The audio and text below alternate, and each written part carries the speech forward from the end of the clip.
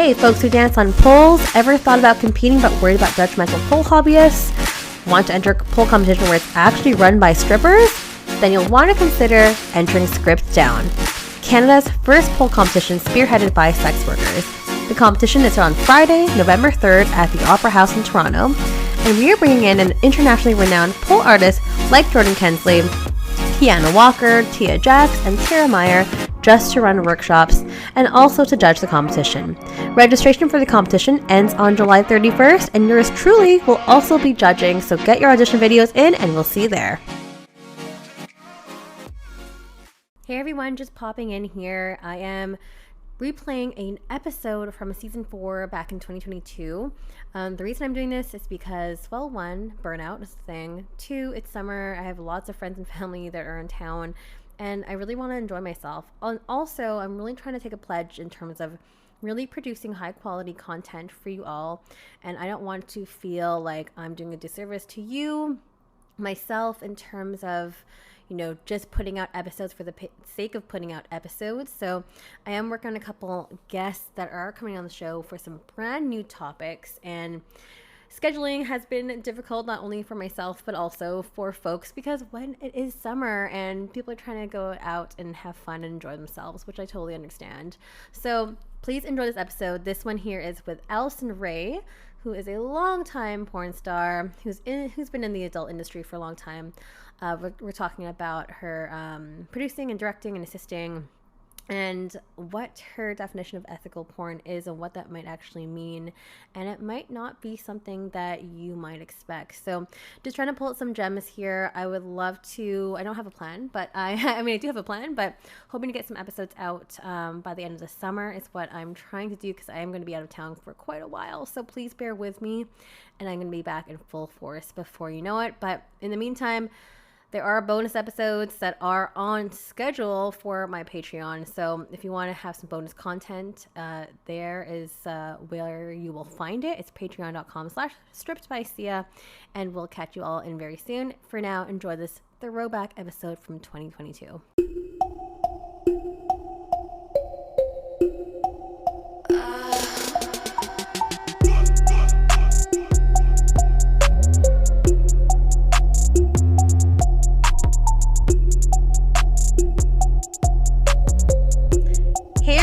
Welcome back to another episode of Stripped by Sia, your podcast for strippers, sex workers, and all the fancy naked people in between. I am your host, Steph Sia, otherwise known as Kimchi on stage.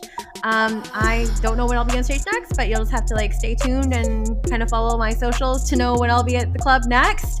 I am a stripper. I am also a former sugar baby. I'm also a digital content creator. I was a cam girl for a brief 2-week stint, and then I realized I hated it, so I was like, nope. And I've done I guess a lot of things like a lot of us sex workers do. We kind of flip-flop and dabble into other forms of work, and this podcast is all about I guess telling it like it is, the work that we do behind the scenes, just providing a really transparent approach to what sex work is, because sex work is work, and my job here is to destigmatize the industry in my own little way. So that's a little bit about the show. If in case you're new here, I just want to give a quick shout out to some Patreon subscribers. If you want to skip through this, that's totally fine. It'll take 2 seconds because there's only 7 of you guys. But shout out to Justin Erickson. We got Paris Frank. We also have Jay Sunstern and Arip Sarkar. Just on my top tier of Patreon subscribers, they get this really cool exclusive video access where they get to see our lovely guest today, whom I'm about to announce in just a couple seconds here. But there are 2 other tiers that you can go ahead and subscribe to with rates just as low as $4, so the price of a coffee or a price of some pasties or whatever you want to do with your $4.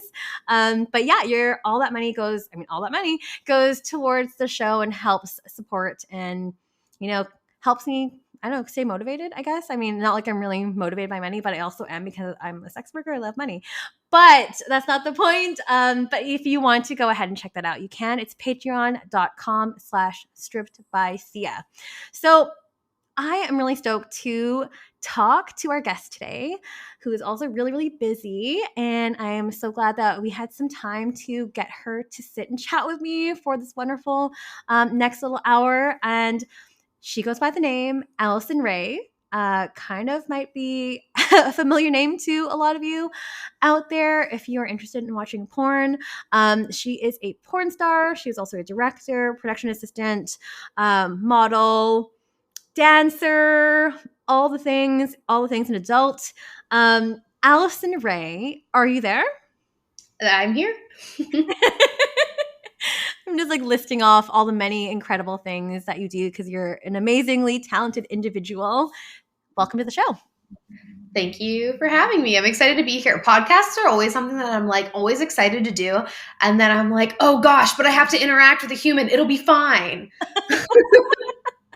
Well, I'm glad you think they're fun because sometimes, and a lot of time people come on, they're like, oh my God, I'm so nervous.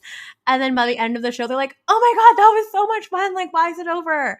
So yeah, it's super fun to just actually get to connect with a human because I feel like written interviews just don't have the same energy. You know, you're not connecting with a human, you're not talking about your shared experiences and just kind of shooting the shit. So I really do like podcasts, especially kind of video ones, because when I've done them on the phone, you know, like you don't even know what the person on the other end looks like. So this is super fun for me. Well, we will definitely have fun. We will definitely be shooting the shit today. And I'm really, really thrilled to have you on to talk about everything you do with your journey in the adult industry and just talking about like a lot of the talk will be talking about your journey in porn, but also talking about your journey in directing and being on the other side of the lens because we don't hear about that perspective very often. And I also think it's really, really important to include that because that also is a big contributing factor to the adult industry and to our community as well. So I love to pick your brain all about that today. But before we dive right in, I know I was like listing a whole bunch of things of your titles, all the amazing achievements that you have accomplished. Also, by the way, Alison has been nominated over and over again for a bunch of AVN awards, as well as XBiz, which are really, really big platforms. So, I mean, huge kudos to you. But Alison, I wanted to flip it back to you and ask you, like, who is Alison Rey in like your own words and terms? Oh gosh, this is one of my least favorite questions of like, who are you? Tell me about yourself. Cause I'm like, how do I compact an entire person into like, you know, a few sentences? I am an activist. Never thought I would be an activist. I am an educator of sex positivity. I am indeed a content creator, adult performer. I recently started feature dancing, but beyond my work, I am just a person working a job just like anybody else. This just happens to be what I do. It's not who I am. And that is kind of my way of destigmatizing the industry. And I love that we're on like the same wavelength there because I think it's really important that people understand that it is a job, first and foremost. And it's a job that I love, but it is a job and it is work. I am somebody who has spent many years building up their brand, and I go through ups and downs in my career just like anybody else. And I would love to say that I'm this like massively successful porn star, you know, XBiz AVN winner person. But at the end of the day, my imposter syndrome is like off the charts. I'm like, I'm just the person. I'm like, well, you're out here doing it. But it's I feel like that kind of sort of wraps me up. Okay. No, I hear that. I hear that. Like, and I love that too because like it's such a humanizing, like the way that you were speaking about yourself. It's such a humanizing way to speak about yourself because yeah, at the end of the day, it's just another job, and that's like the whole reason I want to do the show is to show like, hey, this is just a profession that like, hey, I actually really like doing it. this is what I like to do, this is what I choose and consent to do. And it doesn't have to be this whole like taboo thing that's like super stigmatized. It's just a job like anything else. So I think that's super important for you to mention. And also, I'm curious about this whole imposter syndrome, because a lot of the times as sex workers, myself included, I suffer from like myself, and also like a lot of other sex workers I know, we suffer from imposter syndrome and not, I don't know, not feeling ever good enough, or just like not fitting the bill or whatever. Like, what is that for you? Well, for me, I think that I often look at myself as not as successful as I could be or should be. And I don't think that that is exclusive to sex workers. I think a lot of people in our world, no matter what you do for a living, experience imposter syndrome on some level of feeling not good enough. I am guilty of it, of comparing myself to my fellow co-stars, if you will.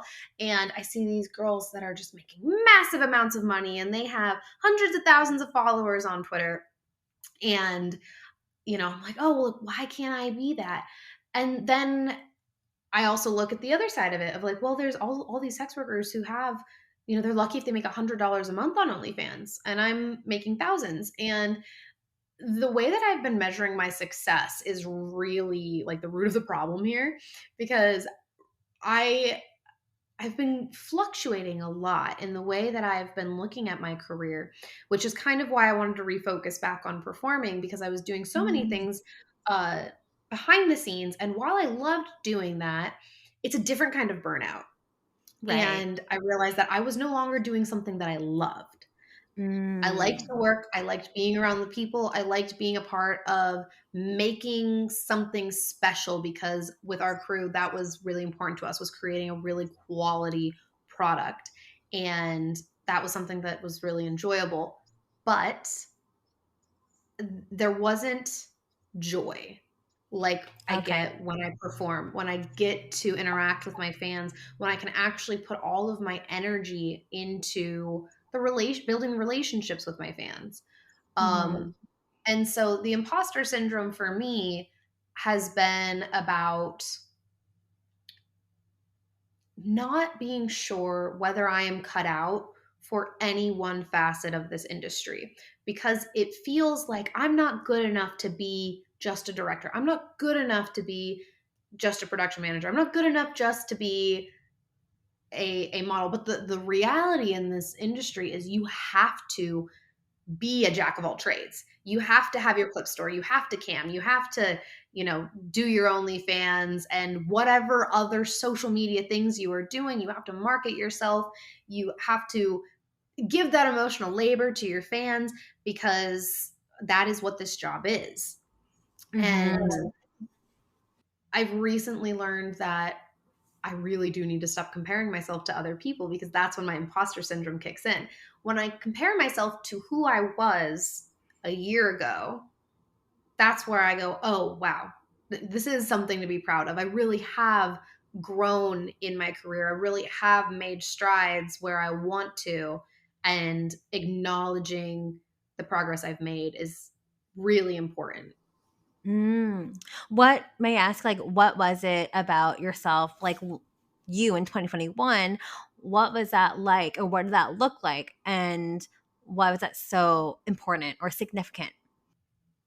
Could you rephrase that a little bit? I'm not sure I totally understand the Oh, part sorry, of the you had a question. question. Yeah, yeah, because you were mentioning like, oh, like when I looked at myself last year, like, oh, this is where I want to be, blah blah blah. I was wondering like, what was it about yourself last year in comparison to say this year or in years Got prior? it. How Thank did you. that differ? No, no problem. So, specifically last year, around this same time, I was getting more serious about my OnlyFans and my just all of my platforms in general. But I started slipping towards all of the behind the scenes stuff, because kind of like I was talking with Ari about this, is that I kind of got stuck in a day job that I never meant to get stuck in. I think Gotcha. that's what I'm trying to say Yep, grammatically. I hear you. And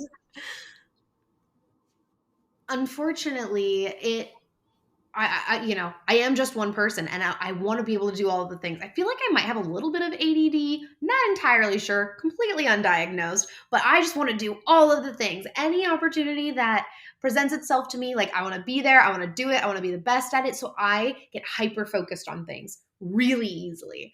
And I think that's what happened with me in this past year.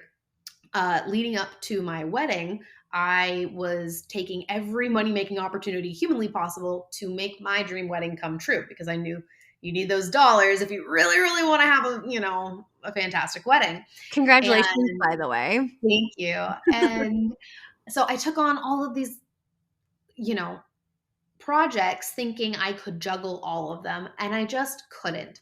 So the difference between, well, I suppose the difference between April of 21 and April of 22, really not that different. However, it was probably around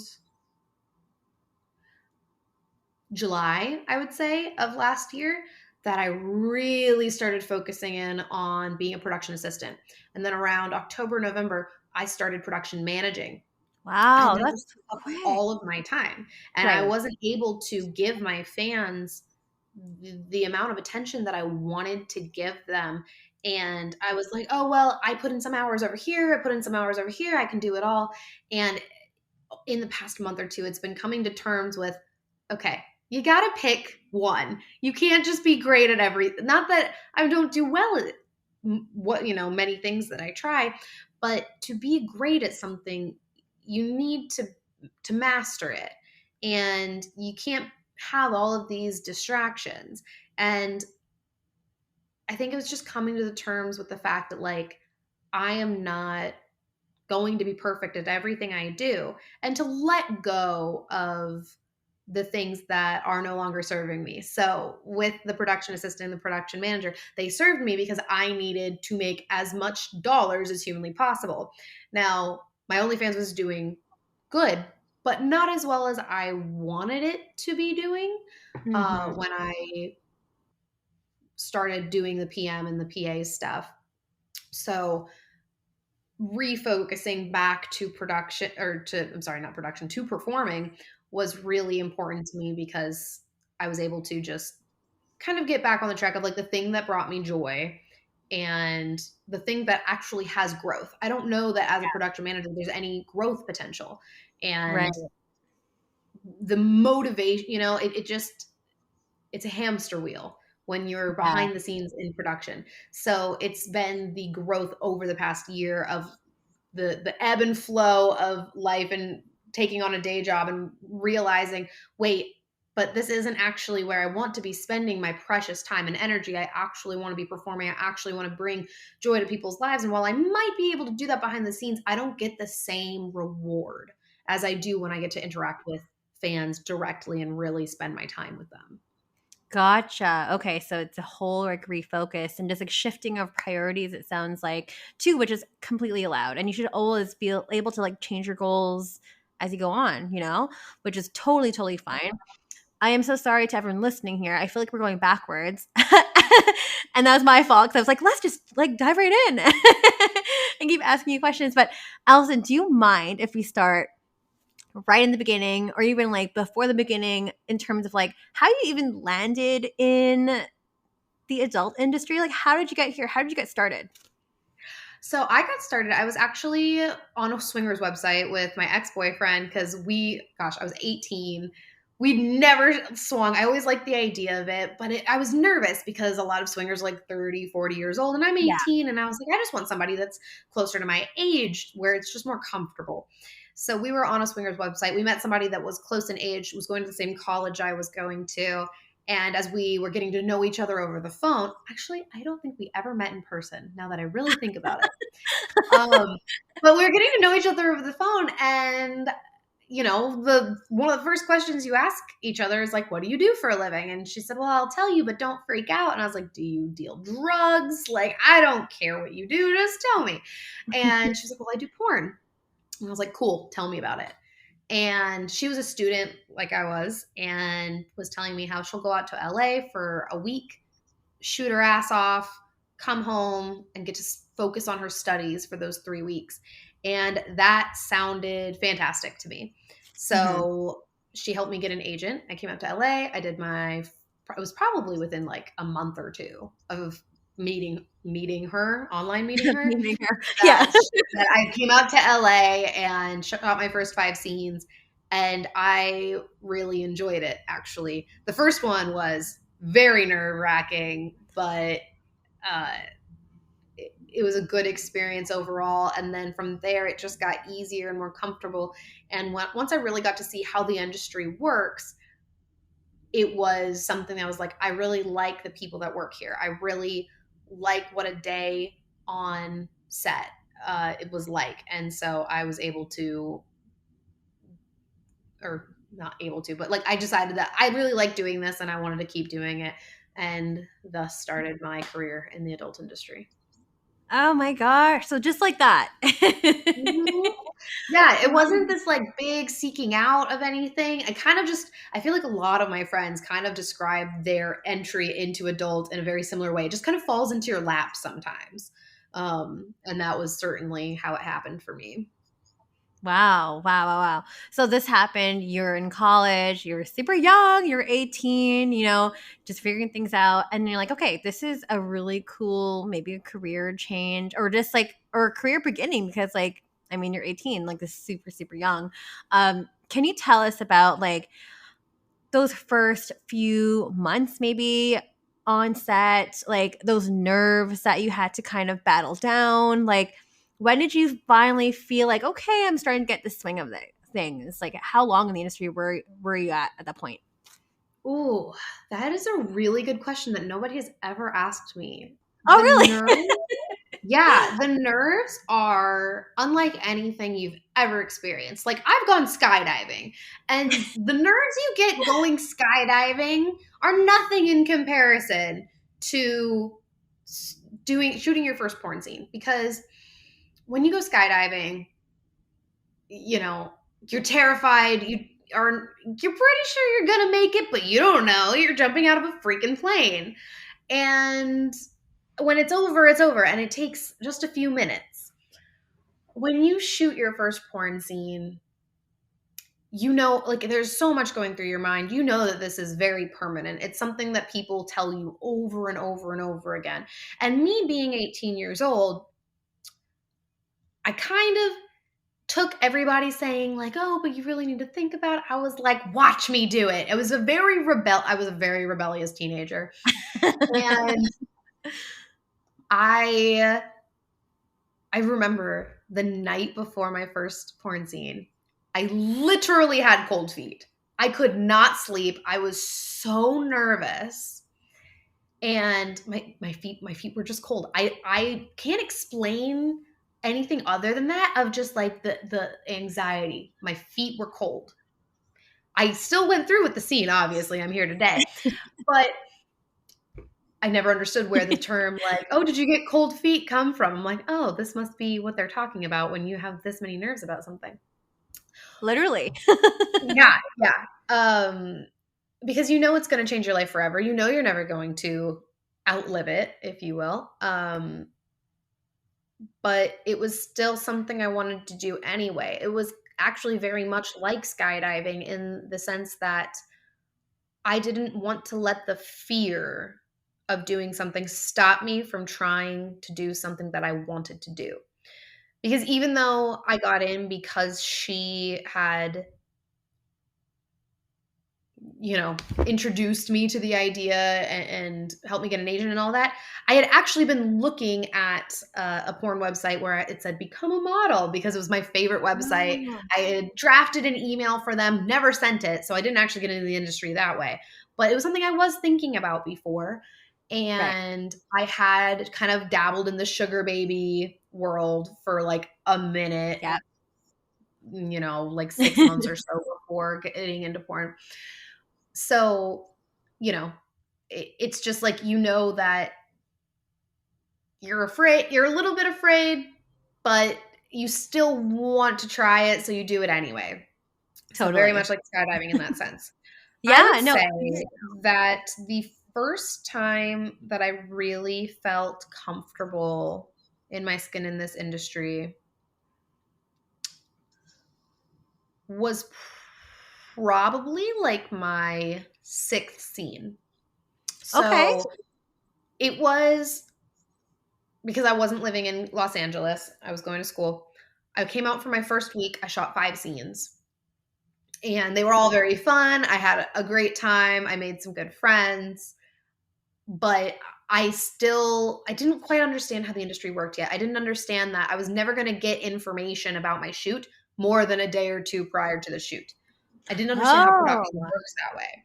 I was asking my agent, I was like, I want to know what the storyline is. I want to make sure that it's something that I want to do. And after that week, my agent let me go and was like, I just think you need somebody that can pay more attention to you.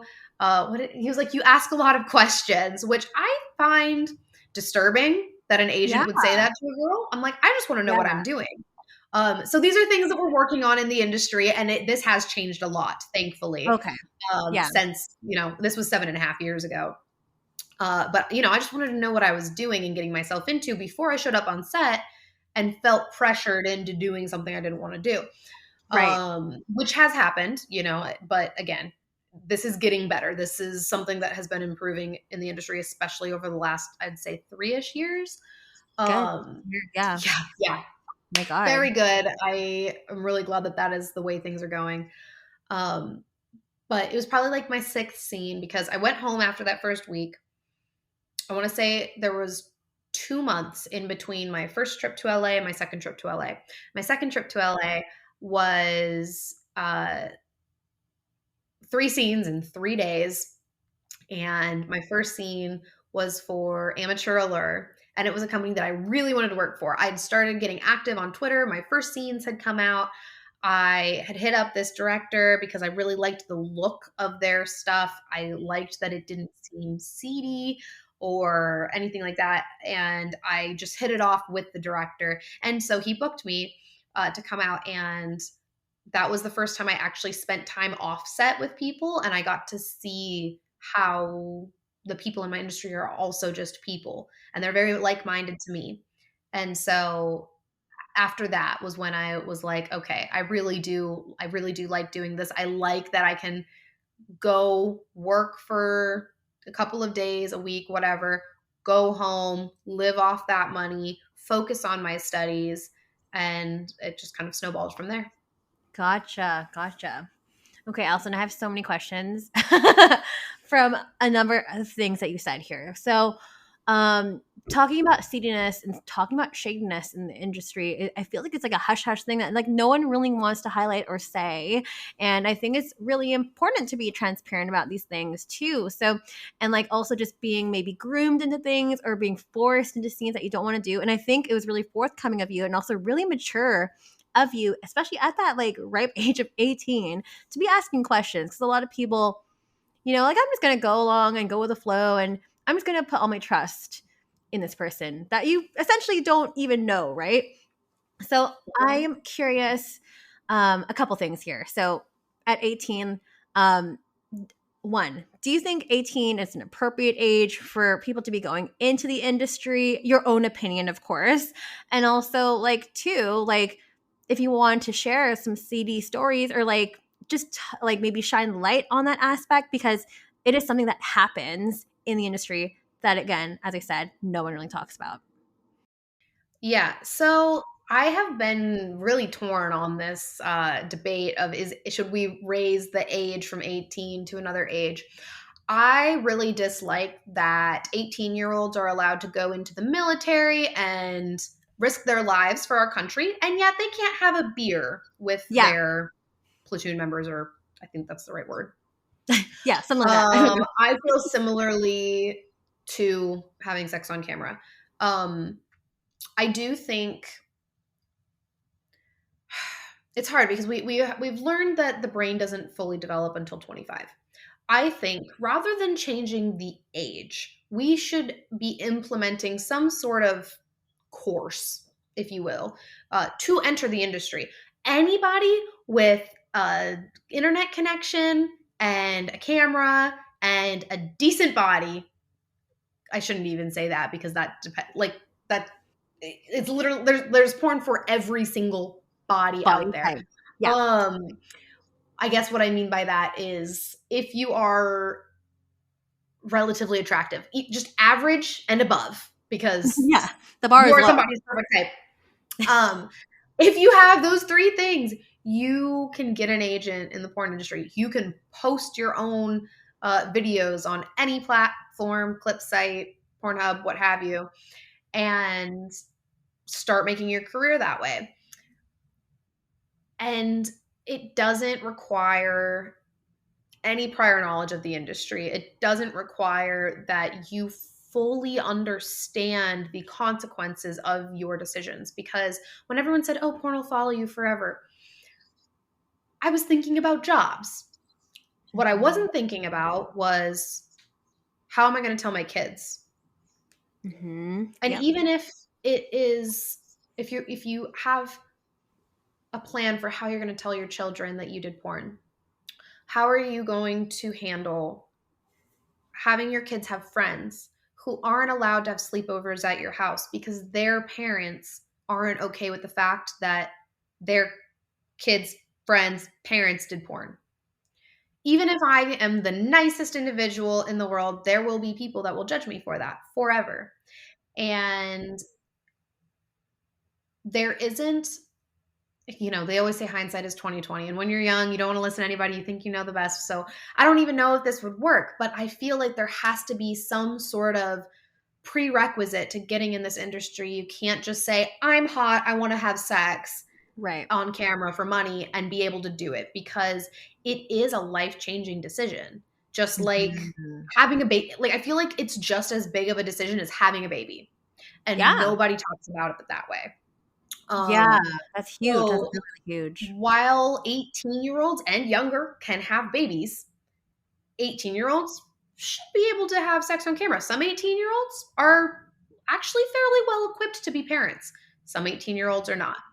So while I don't think we should raise the age, because I think that'd be hypocritical of me to say, because it did help me make a living while I was in school and it helped me graduate school without having to compromise my study time.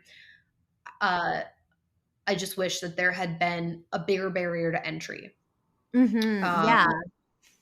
Yeah. Or like better regulated maybe, or like maybe we don't want to add regulation, because that's another tricky topic too. Yeah, regulate, right? It's hard. I just think that agents I think agents have a responsibility to make sure that the people that they are representing are of sound mind to get into this industry. Because I think all too often we see girls that are on Xanax, that can't perform without marijuana. And don't get me wrong, if you have a mental illness and you are taking it as a prescription drug, I have no problem with that. Even if you are taking medical marijuana, don't get me wrong either. Like, I love a recreational marijuana. Don't we However, all? Right. there are people that are not equipped to make those kinds of life-changing decisions. And while I don't want to regulate anybody else's body, I know how I have been struggling with the thoughts of, well, should I even have children? Because I don't want to subject another human being to this kind of stigma. Because I would love to have children with my husband, but the conversation goes deeper because of my profession. And yeah, it's so complicated. And Yeah. it sucks to say like the agents should have the responsibility to do this, because, well, the agents are just people trying to make money also. This is also just their job, Prevention. and they need models to, send to companies to get their paychecks. So it's a really convoluted, hard to answer question. I don't know that there is a one size fits all answer to it. There isn't. I If yeah. wonder. I I just feel like, well, you know what the answer is destigmatization across the board, because then Thank I you. wouldn't have to worry about whether or not I should have kids. Because if everyone just understood that it was a job, that sex is the most natural thing that a human can do, and so what if I have money for it? Like, all labor under capitalism is coercive. It doesn't matter if I clean toilets. It doesn't matter if I am doing emotional labor for people at a retail job. You would not do it if you weren't making a paycheck. So people devaluing sex work as lesser than because of the task involved and because we're making money from it, like they put moral weight on something that doesn't need to have any moral compass attached to it. Yeah, no, I hear you. Yeah, I mean that's a great answer too, because there is no So simple. that's the answer, is destigmatization. So anybody that's listening to this podcast, thank you for doing the work and educating yourself.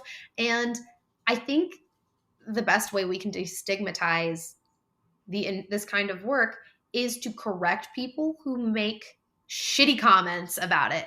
I was sitting in a hot tub with my fiance and this was back when my husband was my fiance. I was sitting in a hot tub with him and his girlfriends. He's known his entire life.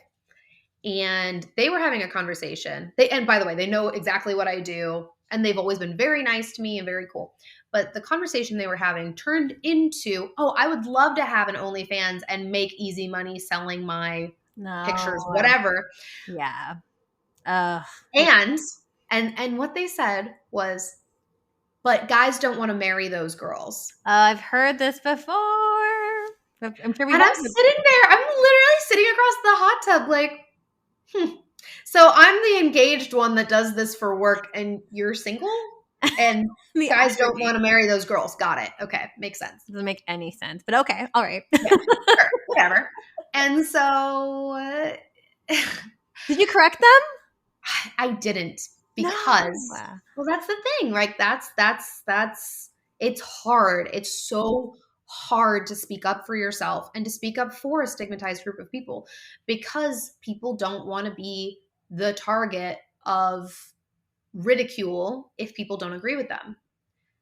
And that's why, this movement of LGBTQIA allies and, the allies of people of color that speak up for all of these injustices in the world, why it's so important. And I think it's the only way that we can actually start to change minds, because people need to know that the people around them, they need to know what they believe. Because I think actually more often than not, people do agree with you, but everybody is afraid to speak up because they don't want to be alone, because groupthink is so much stronger than, a single person's opinion. And you don't want to be, nobody wants to be ostracized. No, exactly. There's a lot of ways that we worry. Exactly. And so, so no, I didn't correct them because I was so stunned that it even happened. It's especially hard. Of you. Exactly. And it's especially hard when it's literally about you. It's different if, like, I've heard people say things about, like, I have no problem speaking up for, let's say, people of color, or, gay relationships or whatever. I don't have that experience. So it's much easier for me to defend somebody because I don't have any personal stake in it. But for somebody to say something about sex work and it feels very personal, it's really hard to speak up about, which is why it's so important to speak up for other people, because most people don't want to rock the boat. They are not well equipped to defend themselves. And I think the only way we can destigmatize stuff like sex work is to be transparent about our views on it. Yeah, 100%. We just got to normalize this kind of conversation, because it is just conversation, as we said earlier too. Like, it's just work, right? So this conversation needs to come up more often, and people need to stand up for, for us. And I'm not just talking about like people within our community. We stand together always. Yeah, most of the time. Not to say that we don't have problems within our industry. We do. But I think it's just important for people to say something and speak up. But gosh, I can really hear the passion in your voice about this, and I love it. I hear the fire in it. But I want to go back and kind of like shift gears in terms of like your behind the scenes work with production, with assisting, with directing. We were talking about your work just, flipping the switch, and you kind of went to see what it was like behind the scenes and working with agents, working with production companies and stuff. Like, are they mostly predominantly male? Like, are the directors mainly male? Because, of course, like we know, porn is arguably for the male gaze.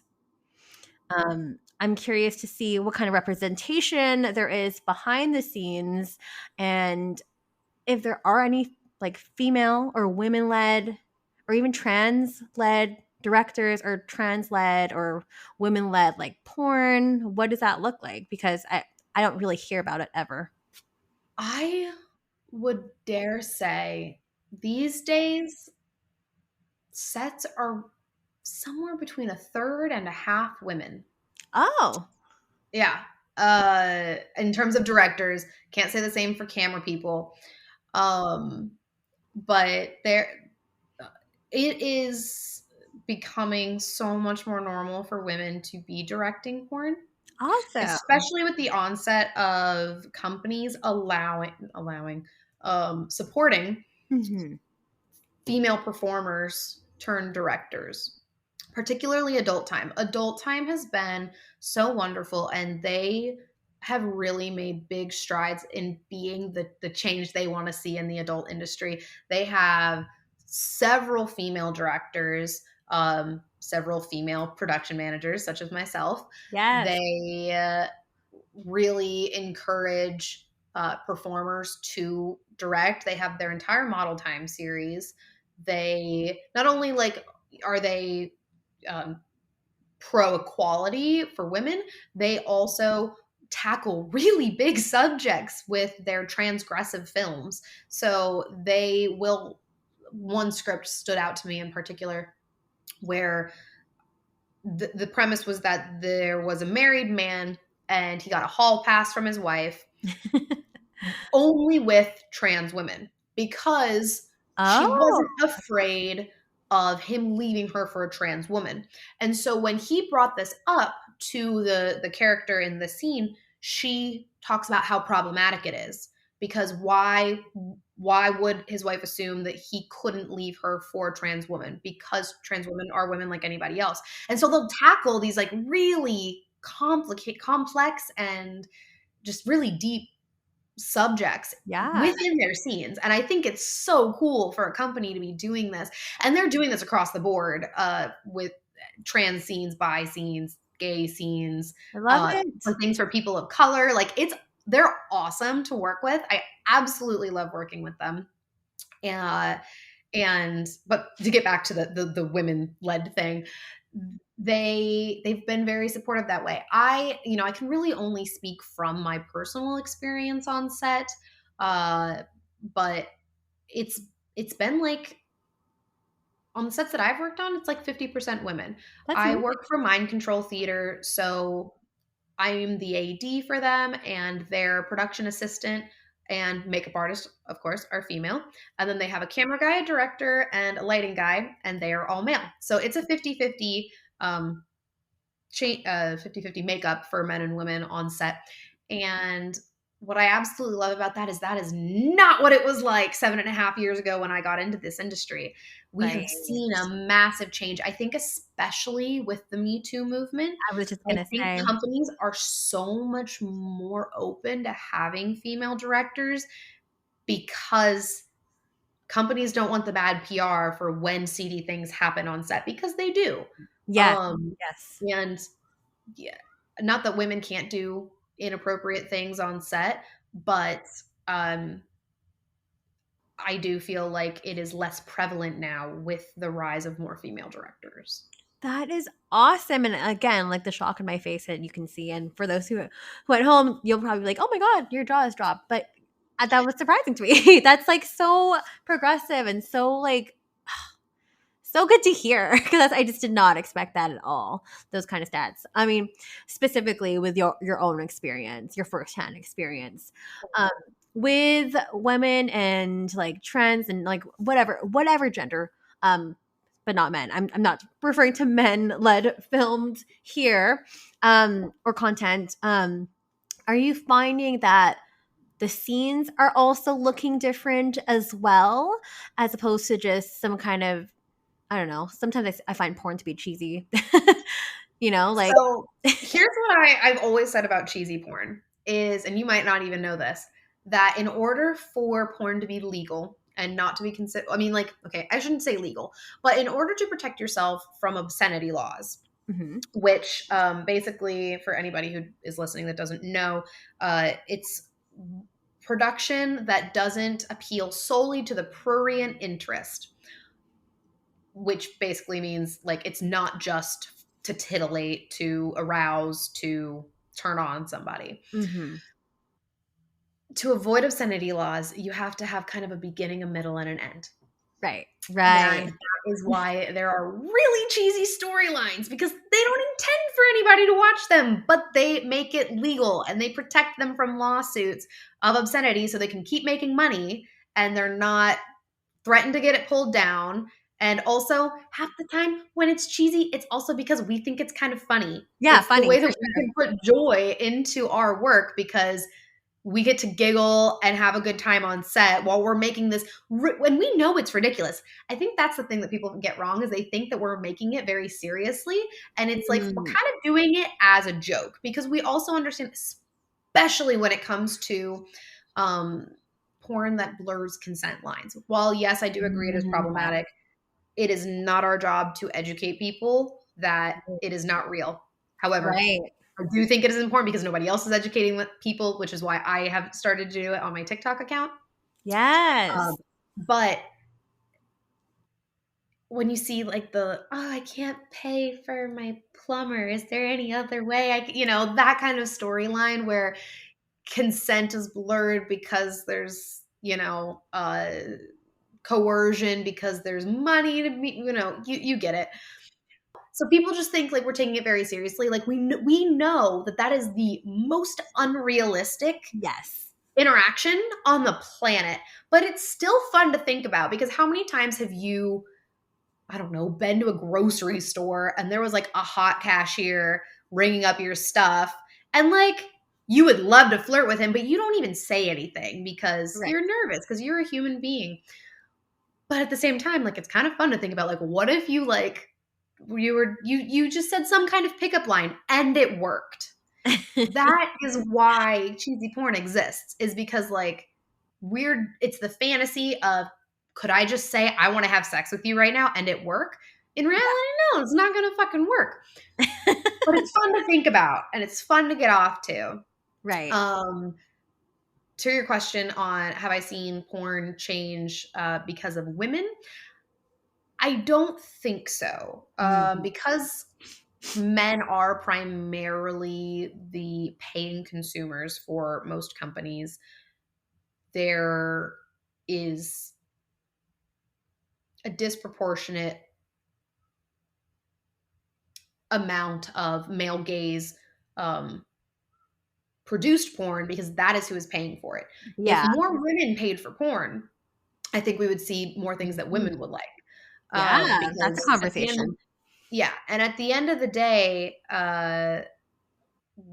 we're making a product for a company that is selling it to a consumer, and just like the agents who they're the onus of responsibility on making sure that there are sane people in the industry should be on them. They're also just people making a paycheck. It's the same thing for women, for female directors. They are also just people trying to make a paycheck and they want to give the company a product that the company wants that will sell for them because they need to pay bills just like everybody else. Right. Right. This gives me so much insight that I did not know. And this is why I had to have you on the show to talk about this. Thank Happy you to for help. the context. Keeping it real. Alison's also keeping it real. Well, I mean, on that note, like in terms of like trends or like if we're seeing like changes and stuff too with progressiveness, like what are your thoughts on ethical porn? Because that's like trendy too. I keep hearing that Mm-hmm. term and I'm like, do we even know what it means? Well, Has that's the there thing. Like, actually I was gonna been a definition of it? Because I feel like what people consider to be ethical porn is also like porn for women, which Is what exactly? Because I don't know that what I am normally producing is unethical. What is unethical is the fact that we don't teach our kids that are 11 years old starting to watch porn, starting to masturbate, because I'm sorry, they're doing it. They're hitting puberty. That's just what happens. And anybody that wants to pretend that people under 18 don't have sexual urges are absolutely delusional, and we should be talking about it. And people are like, well, I don't want teachers teaching my kids about whatever. Like, I want to be the one to do it. Then do it. Nobody's stopping you. But if you're not doing it, and these kids are seeing porn and they think that that is what sex is like, and they think that it's not a fantasy and that it's actually reality, like, that is what is unethical. Right. They need to understand that while you don't see the consent conversation happening on like in the final product, because that would ruin the fantasy for some people. Yeah. Yeah. That's not what people are paying for. The consent discussion is happening behind the scenes, and you do see it a lot. There's so many behind the scenes of consent conversations. So my opinion on the like ethical porn movement, if you will, is that it's bullshit. It's bullshit. They're not doing anything different.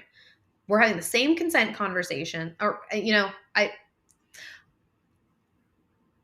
I would say it's no different today than a normal set. Can't necessarily the same thing of 7.5 years ago, because there were websites up and experiences that I had that were not so super ethical. But in today's world, in today's social climate, no company wants to get sued over a consent issue, over pressure. Well, I guess that's all consent. Pressuring somebody to do something they don't want to do.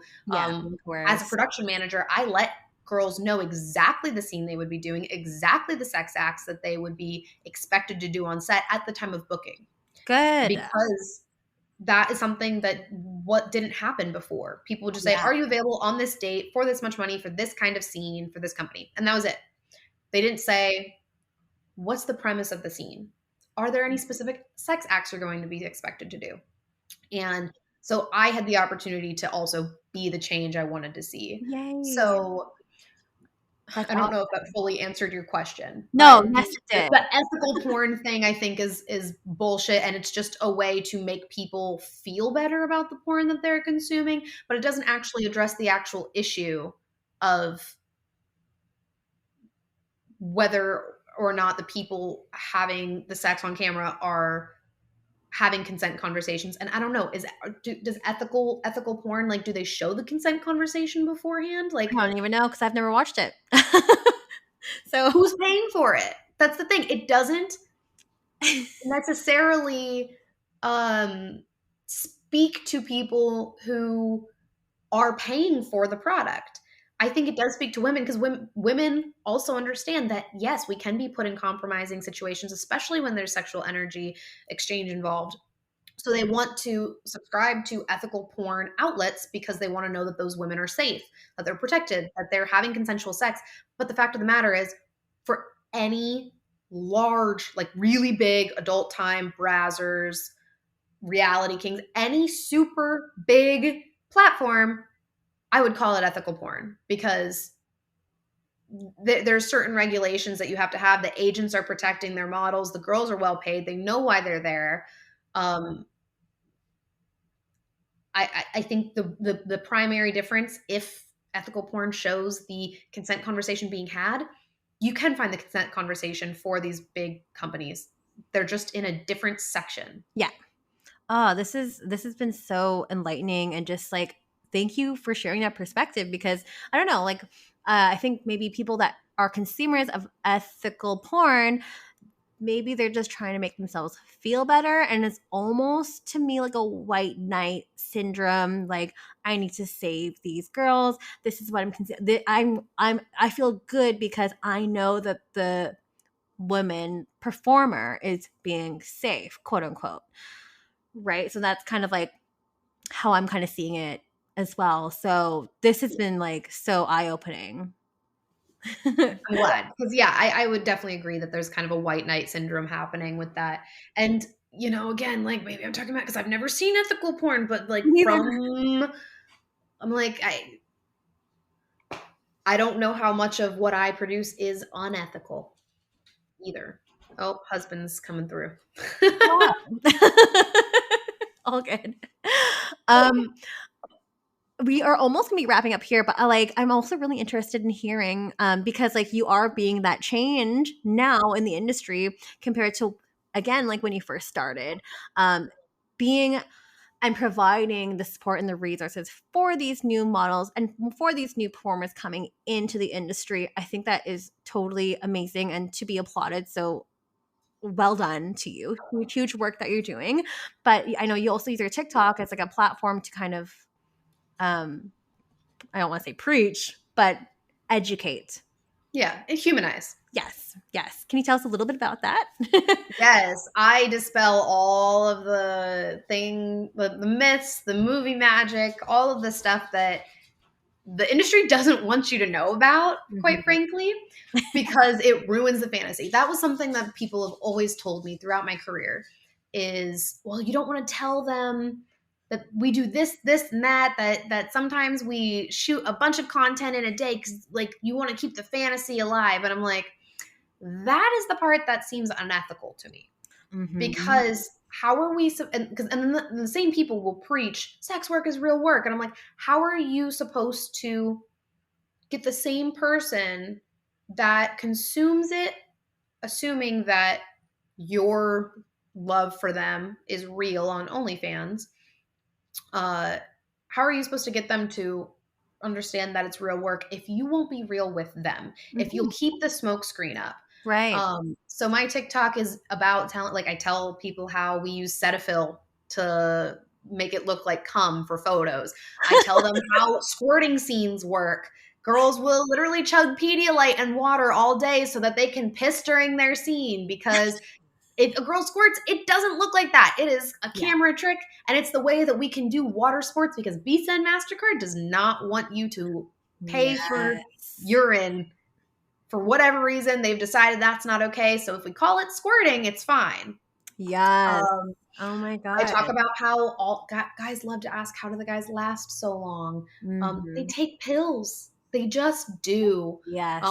Huge. They're no longer enchanted by these, beautiful women because some of them are bitches to them on set sometimes. So people are allowed to have bad days. And like, I'm sure you don't love all of your coworkers on every single day. I'm sure there's people that you just don't get along with. Exactly. And bringing those things to light has been more important to me in the past year and a half or so than in the past. And I've found that I have found so many more loyal fans because they're like, wow, thank you for like not treating us like dumb babies. Yeah. And actually like being real, because I think it's disrespectful to think that we can dupe somebody. Like, why can't they understand how the movie is made and enjoy it? In the same way that you understand that I don't watch superhero movies or whatever actors are superheroes.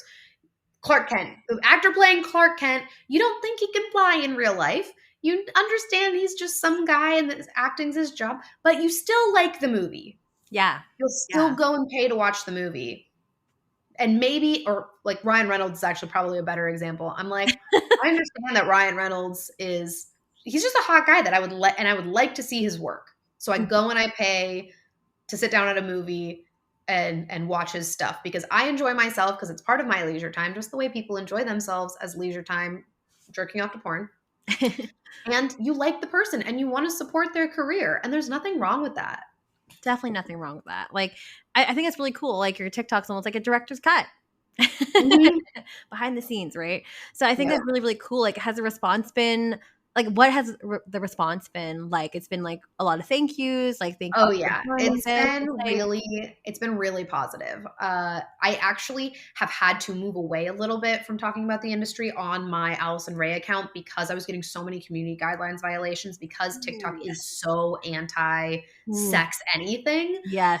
So when I gained all my followers, I was like, I don't want to lose this entire account. So I really tamed it down and actually started showing more about my life and who I am as a person. However, I started running adult times TikTok, where we are perfectly fine if they delete our account over and over and over again. And I just keep posting and making new accounts. So previously, when I was doing it on my account and currently on Adult Time's account, I get so many people that literally thank me for being transparent, and they talk about like what the positive things that the account is doing. And people have told me so many times how they view the industry different now because of what I've put out there, and it makes it all worth it. Some days I'm like, am I, I think we all question ourselves and the directions our careers are going and our lives and things. And I constantly question, like, did I do the wrong thing? Did I shatter the fantasy too much? And like now nobody wants to jerk off to me because like I'm like their little sister or something. They feel too close to me. They can't objectify me anymore.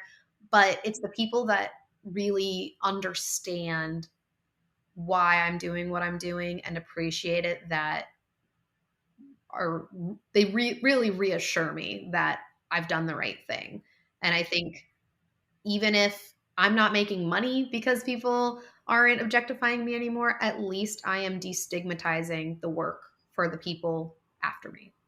Yes. Oh, that is so, that makes me feel so good. Oh, hey, we need more people like you in the industry. This is amazing. And like such a great conversation. I know we have just a couple minutes left here. There are a couple questions that came in from the fans. Sure. If we can quickly go into that because I value Yes, your I'll keep them time. short. Sorry, I do ramble. No, not at all. I've just been loving your answers, and I've just like been like digging even deeper. So I hope you didn't mind. But we're gonna go a little bit over time here. But question one is, what are your favorite scenes to shoot? I really enjoy features. I love having something that, like, again, we were talking about how scenes can be cheesy. I love, an overarching movie plot that ties all of the characters together, that requires more care and attention than a snappy gonzo scene. I've never really shot gonzo scenes. I've always been like a feature girl, just acting based stuff. And I just think they're fun because people care about them more. I really appreciate the detail that gets put into them. I've always been a detail oriented person, and so I prefer feature based scenes. And I actually just shot a feature for Girls Way. It's Ooh. called Women's World, and since this will be only available, I feel like I probably won't get in trouble for talking about it. The premise is that a few different characters have made a wish that being lesbian was more accepted, that her stepson would start behaving differently or better or whatever, and then magically, and all of these wishes kind of happen at the same time. Okay. And so magically overnight, all of the men in the world turn into women. You follow all of these characters through the day before and the day of everybody turning into women. And it's pretty funny, and it was a really unique storyline to get to work on. Mhm. So I believe they are estimating that to come out. Well, I know that they were delayed in production, so I think they were aiming for July. It might be more like late Ooh, August, September now. So it'll be a awesome. little while before it comes out, but it was so fun to work on. The concept was just like so sci-fi and just Yeah. fun. And it was really, really cool to work on something so unique Yeah. Yeah, and for not sure. I've never cheesy. heard of that before. Yeah. Yeah. Well, it sounds like a blast. So everyone will have to stay tuned on that for sure whenever it comes out this summer. We have one more question here, which is kind of like a two-part question, but do you think the porn industry is threatened with the onslaught of fan subscription sites, or is it a sustainable market? Oh, that is a complicated question. Yeah, Um, it is a complicated question. The common one. I think I think there are two different client bases for it. Yes, Um, totally. Especially, I noticed that a lot of like big companies, subscription based sites are patroned by uh, older individuals that really grew up with like DVDs and Playboy magazines, etc. So they really love the like big production, Yes, polished look stuff. 100%. Yeah. Especially, and that's the other thing. I do think that there is like, I like smaller group of young millennials, Gen Z, who do like the polished look, kind of get, like the, I guess, Barbie doll look, if you Yeah. will, like the Yeah. traditional porn star. Right. Though, like there's a reason Vixen got really, really big, because it was like supermodels, but porn. Right. People love that really, really polished look. It's very Instagrammable. It's very trendy.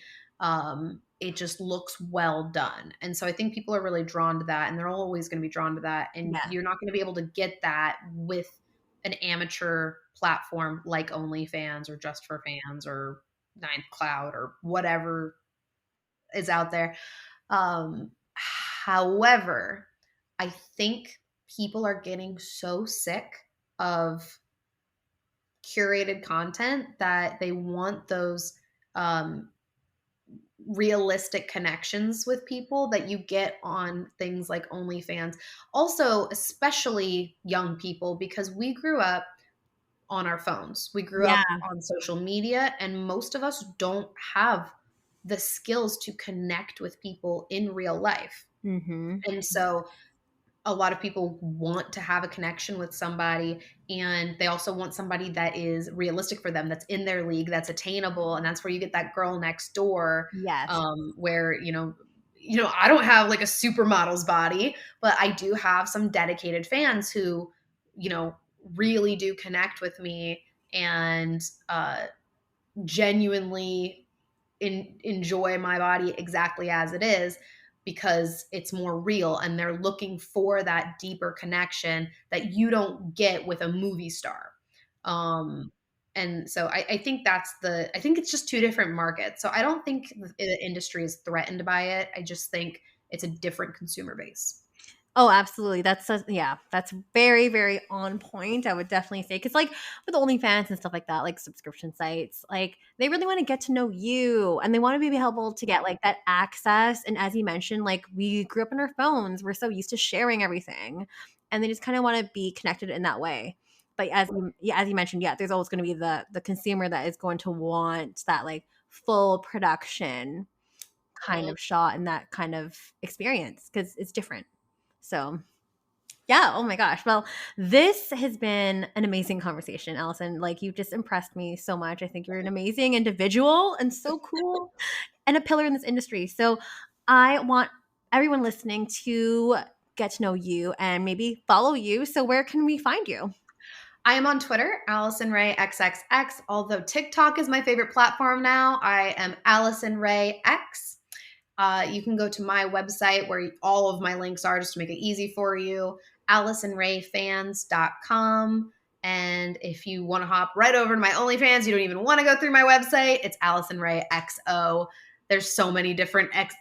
TikTok wouldn't let me have 3 X's. I had to change my OnlyFans at one point when I was like revamping it. That's why there's so many different usernames, and I apologize, but make it easy. You can find them all on AlisonReyFans.com. Perfect. And all of those links are in the show notes below. If you haven't clicked already, are you freaking crazy? Go ahead, click, give her a follow. She would love that. And if you want to say hi, that's like, those are the places to reach her. So everyone else listening at home, it's Stripped by Sia on all podcast platforms. If you're on Spotify, I would love if you rated it 5 stars. If you love the show, if you are listening on Apple Podcasts, maybe write me a nice little review. I would absolutely, absolutely appreciate that. It helps with discoverability. It helps people find the show. And a lot of people need to find the show because like this shit needs to be said. And also, again, normalizing the conversation about our industry. So if you want to reach out to me directly, it's Stripped by Sia on Twitter, on Instagram. And if you want to help the show, again, it's patreon.com/strippedbysia. And that is it for this week's episode. Catch you all in for another episode next Sunday. Thanks, Allison. Thank you.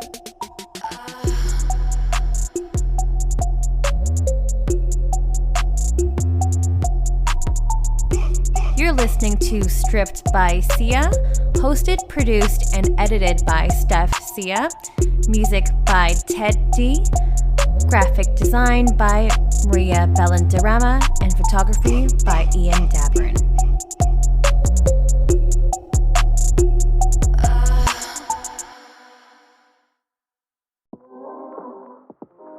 Are you a sex worker looking to build a new website or a website redesign? Then you'll want to consider Fox Digital. They did a fantastic job designing my website, Stripped by Sia.